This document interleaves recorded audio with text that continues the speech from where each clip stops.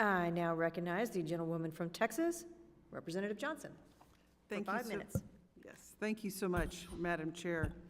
And thank you so much, Dr. Hayden, for joining us. You know, I've been in this job now just a few months, and I have to say the Library of Congress is my favorite place in DC. It's beautiful. It makes our country proud. It's a critical cultural and knowledge institution in this country. It's a place where people can engage in research, they develop, they have creativity, they innovate for our scholars of today and develop and create our scholars of tomorrow. And I applaud your digitization effort and appreciate the vastness by which that effort is due to the incredible depth of the collection of the Library of Congress. Because at the end of the day, the library is one of the few institutions in this country that has survived every president, regardless of party, Civil War, World Wars. It has endured the test of time, and because of the incredible value that it places on the intellectual development of our country. And I think that the digitization effort to reach in the far corners of the rural districts across this land and the urban districts of people who can't get to DC to see these amazing collections in person are wonderful. And I want to echo Representative Sewell's comments on the bipartisanship by which the library dinners create us and afford an opportunity for collegiality. In my experience here, there's not enough opportunity for people to spend time, and it has added to the acrimony of this building, and I think we need more spaces like what the library provides us. I'd like to visit with you about the visitor center.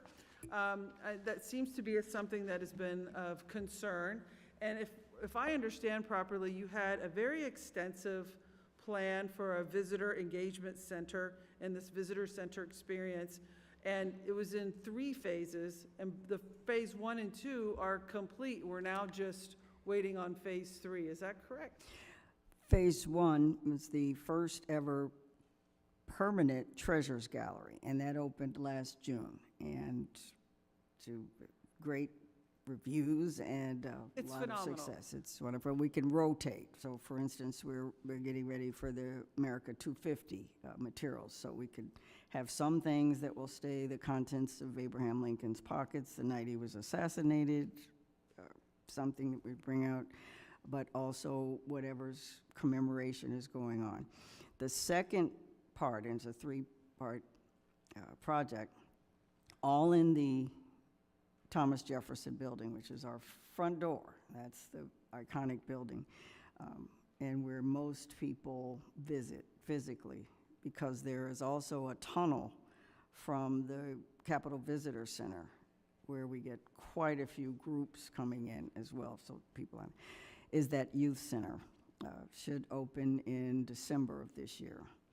And then the last part is an orientation center that will let people know about the history of the Library of Congress, but also what the Library of Congress can do for them, the Veterans History Project. There'll be different views into the different services, the NLS, but also the #1 question that people ask going into that building is, where are the books? And so they will get a chance, and we'll make sure in that orientation center that they will get a chance to look at just one stack of the 836 miles of shelving that the Library of Congress has. But we'll talk about those 836. So we want people to come away with that last part with an understanding about what the Library of Congress does and its history. What do you need from Congress to best fulfill your mission there? One aspect that's been very helpful, and we hope will continue, especially with appropriations, is the support to allow the library to continue on the digital path that we are on. It's one thing to have that 836 miles of shelving, but it's also very important that we continue to be something that is relevant, easy to use, all of the devices that we can keep up with technology. And that has been wonderful in terms of what we've been able to do, but to keep supporting those efforts would be very helpful. Well, thank you, Dr. Hayden. I'm out of time. Thank you, Madam Chair. I now recognize the gentlewoman from